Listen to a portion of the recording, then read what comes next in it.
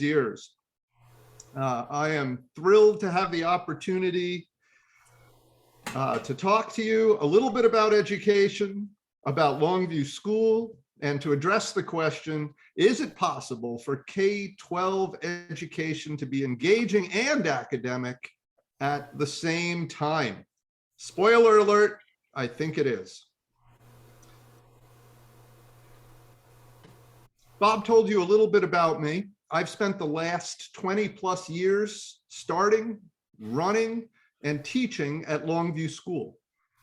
Ours is an extremely small, not-for-profit private school up in Brewster, New York. Right now, we're a 5th to 12th grade program with 25 kids in the whole school, not in one class, not in one grade, but in the whole school. Our small size lets us provide an education that fits each and every one of our students.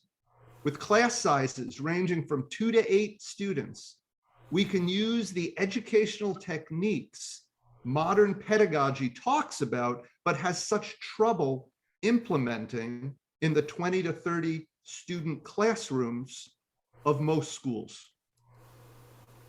Longview School is dedicated to educating 5th to 12th grade students utilizing a whole child approach. Now, maybe you've heard that term before. It's often used more as a buzzword than a thought out concept.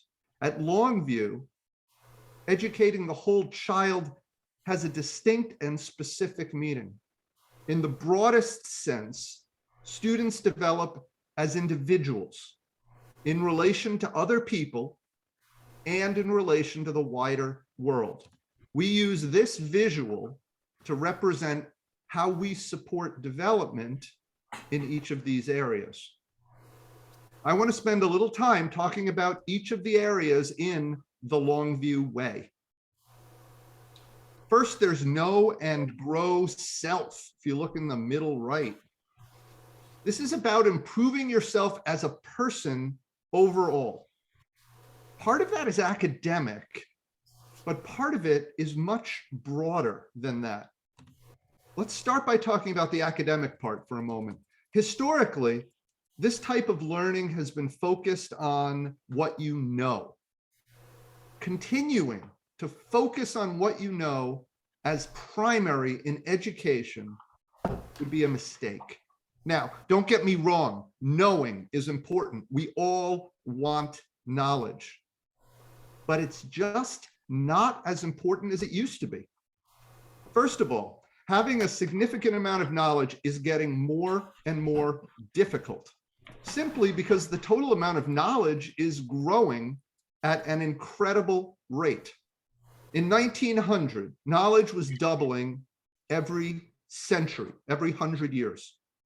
In 1945, that doubling of knowledge accelerated to every 25 years. In 1982, knowledge doubled about every year. And according to a prediction by IBM, knowledge would be doubling every 12 hours by 2020. Now, even if IBM was wrong, we can all agree that knowledge is increasing at an astounding rate. And using school primarily to help kids to know is a fruitless undertaking. Luckily, we're emerging from the information age. Knowledge is readily available. Hey, Siri, tell me about whales. Whales are a widely distributed and diverse group of fully aquatic placental marine mammals. Want to hear more? Not now, thank you. Kids need to know how to access and understand information. That should be primary. But what do accessing and understanding information have in common? These are skills. And that's why Longview is what we call a skills-based program. That means we focus on teaching the skills.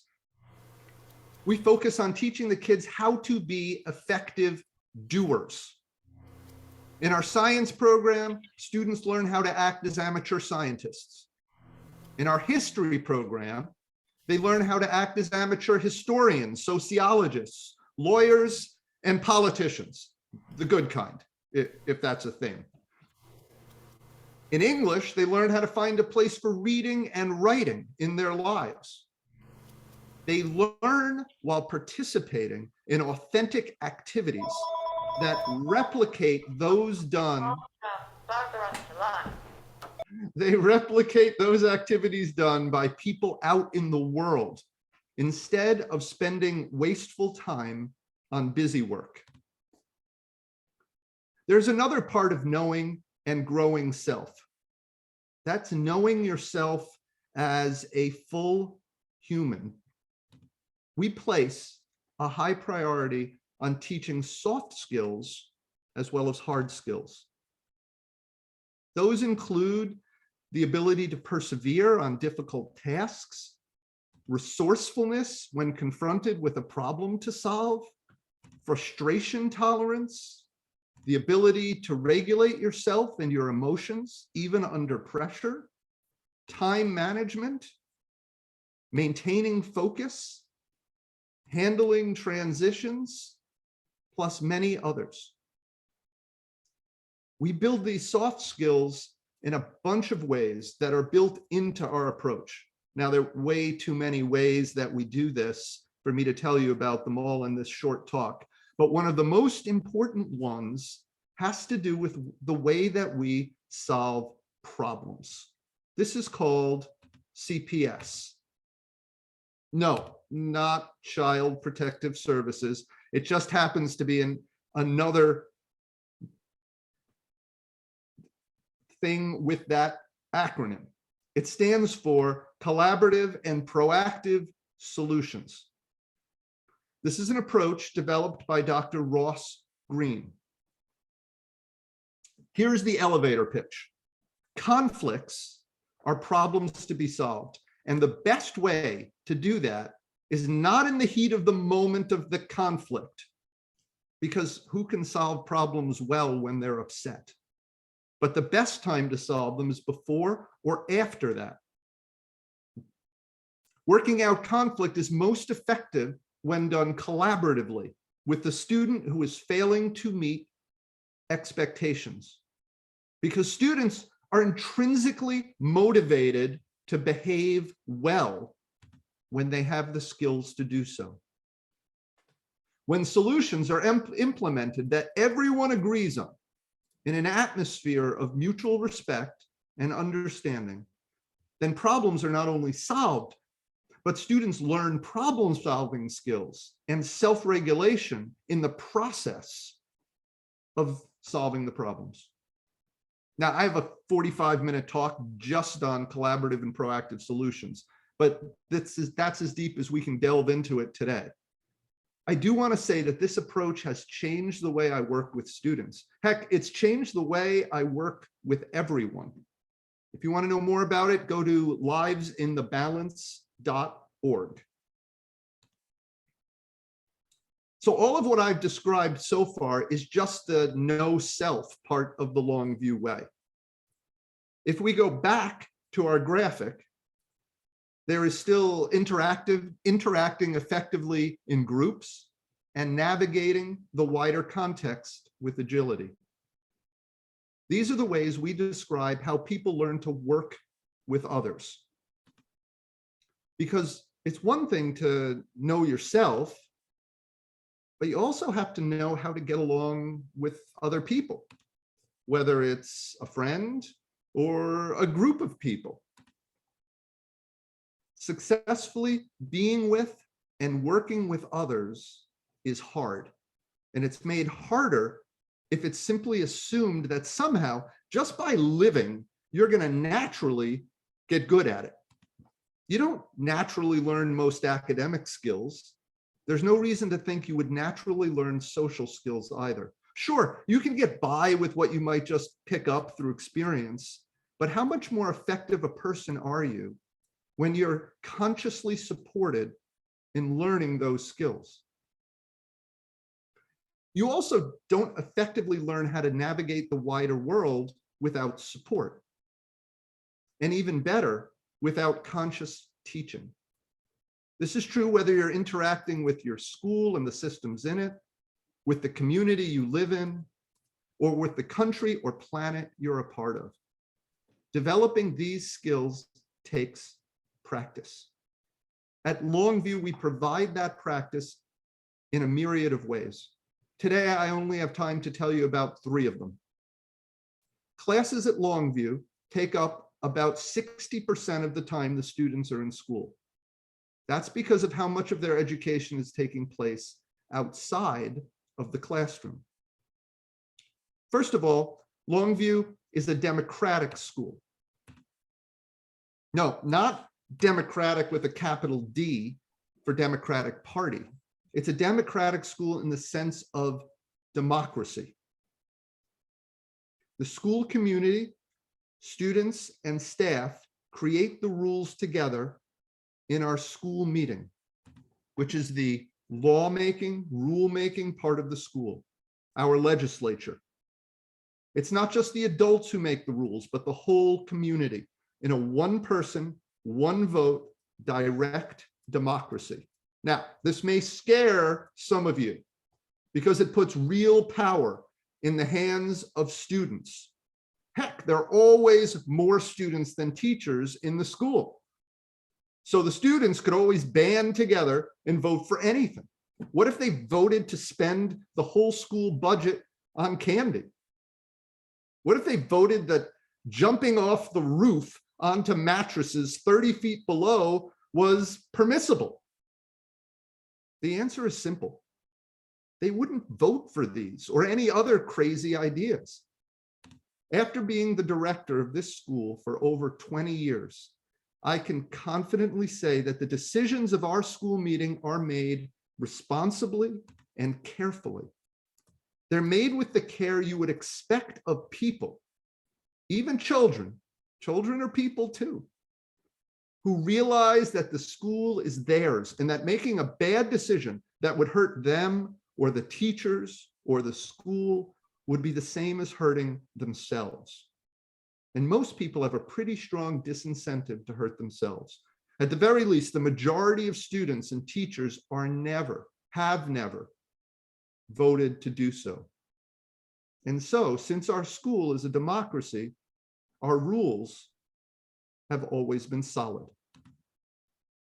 So the first body that supports learning how to interact effectively in groups and how to navigate the wider world with agility is school meeting, our legislature. The second body has to do with conflict resolution. Some people believe that an ideal school has no conflict. But how would that effectively prepare kids to enter an adult world which is rife with conflict? We believe that an ideal school is not a utopia. Instead, it prepares students for the real world. Our conflict resolution systems focus on reacting to conflict in a fair and just way, and it focuses on helping our students do so as well. One body we use to deal with conflict resolution, I don't have time to tell you about the other 2 systems today, is the Judicial Committee. Judicial Committee is the school's court system.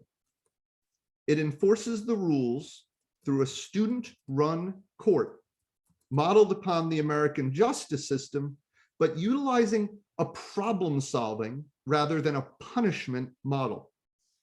By participating in what we call JC, Judicial Committee, students learn to become effective, resourceful problem solvers.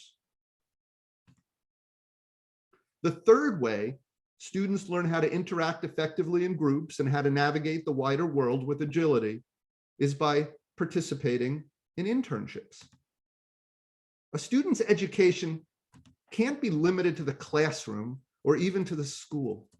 They need to put their skills to the test by applying them in the real world.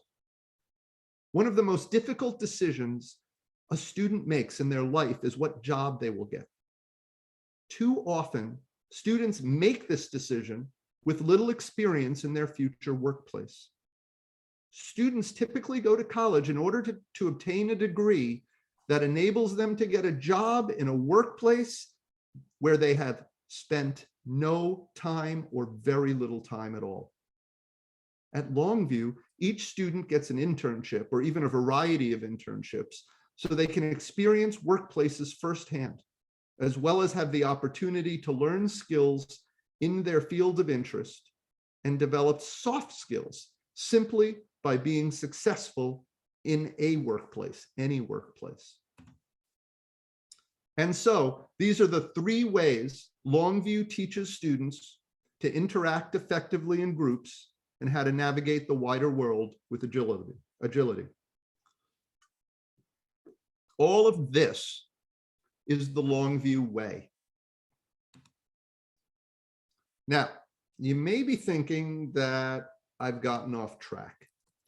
You saw the announcement for this talk, and it was entitled, "Is it possible for K-12 education to be engaging and academic at the same time?"